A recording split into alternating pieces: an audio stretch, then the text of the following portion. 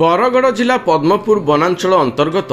गाईसिलट block कोटाबाहाल ग्राम पंचायत स्थित मालकेन dam ठारे उद्घाटित हो जाइछि वाच टावर। एही अवसर में मुख्य अतिथि भावे बीजेपुर विधायक सनत कुमार गड़तिया, सम्मानित अतिथि भावे वनखंड अधिकारी श्रीजुक्त विक्रम देव पट्टनायक जोगदे वाच टावर शुभ उद्घाटन करथिले। बरगढ़ वन विभाग कांपा योजनारू 35 लाख टंका व्यय अटकल निर्माण होइथिबा एही वाच टावर पर्यटकों को आकृष्ट करने सहित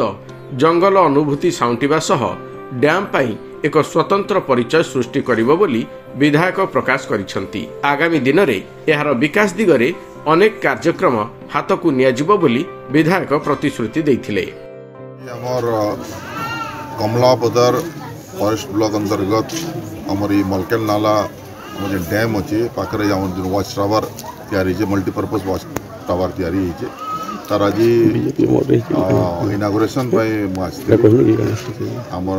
सम्मानीय आमर बरगढ़ डीएफओ महाशय मत निमंत्रण करते निमंत्रण के रक्षा करके आज आसती उद्घाटन करवा आज के देखली बहुत बढ़िया तैयारी आमर वाच टावरटा आउ वाच टावर आपण मैंने भल भाव जानी गोटे हाथी मान गोटे चलापथ है तो हाथी मान को भी वाच करवार लगे तापर आम फॉरेस्ट के तमाने जगवाले बोलिक वाच टावर बहुत काम रे आसवा आउ क्वालिटी ऑफ वर्क भी मुझे देखने बहुत बढ़िया है सुविधा अच्छे और आसिक ये बोले गोटे वाच टावर गोटे जगह आम तैयारी हवाले बोली मतलब बहुत खुशी अनुभव कर वन्य जंतुर संरक्षण जंगल संरक्षण हाथी मान को वाच करवार लगे बोली बहुत काम किया से आम मलकेन नाला जो डैम अच्छे तार केनाल काम लगे बोलिक अलरेडी कथा और आगामी दिन में निश्चित भाव में केनाल काम भी आरंभ होगा आम ये मलकेन नालाटा गोटे टूरिस्ट प्लेस बनावाले बोलिक पूर्वर आपण मैंने जानी जे आमर बरगढ़ कलेक्टर महाशय भी आसते कलेक्टर एडीएम पीडी समस्ते आसते देखी अलरेडी प्रोजेक्ट रिपोर्ट अलरेडी सरकार पाखे जाइए डब्ल्यूडीसी से आम एप्रूव करावार अच्छे आगामी दिन में निश्चित भाव में एप्रूव होगापर यहाँ ब्यूटिफिकेशन लेवल की आम निश्चित भाव में यहाँ गोटे ब्यूटिफिकेशन करा टूरिस्ट तमाने बेसी तमाने एट्रैक्ट हे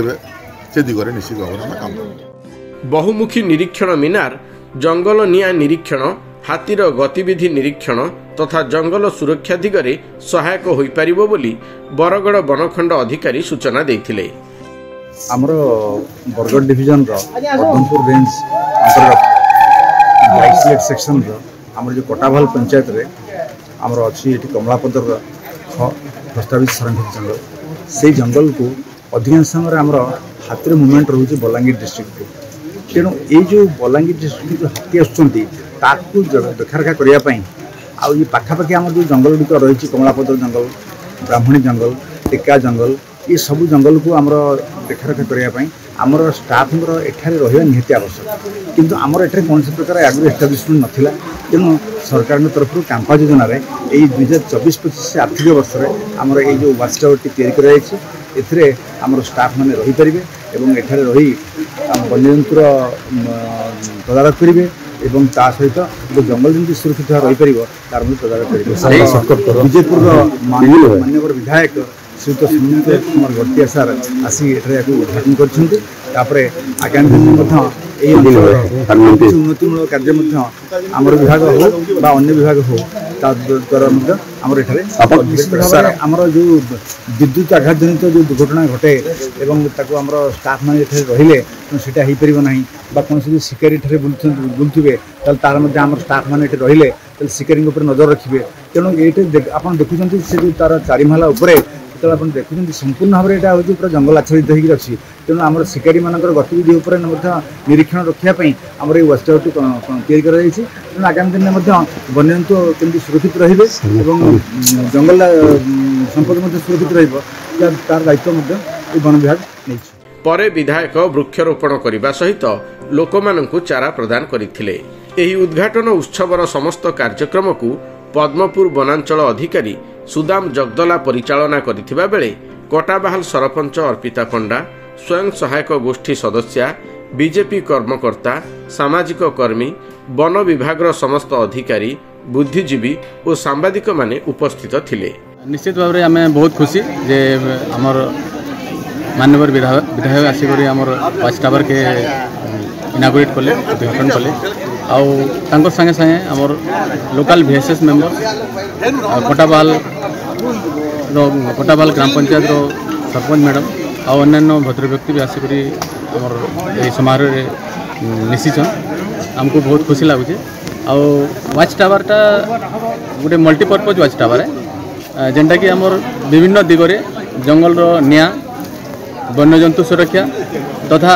हाथीर मॉनिटरिंग करवार लगी गोटे बहुत बड़ प्रोजेक्ट है बा वाच टावरटे आईटा आगामी दिन में आमको बहुत सहायक होगा आमर फॉरेस्ट प्रोटेक्शन बा वाइल्ड लाइफ प्रोटेक्शन। तेबे अवहेलित होई पड़ी रहिथिबा मलकेन डैम रे वन विभाग तरफरु एभली एक वाच टावर निर्माण करिथिबारु स्थानीय बासिंदा वनखंड अधिकारी श्रीजुक्त पटनायक और वनांचल अधिकारी श्रीजुक्त जगदलांकु भूरियसी प्रशंसा करिसेंति।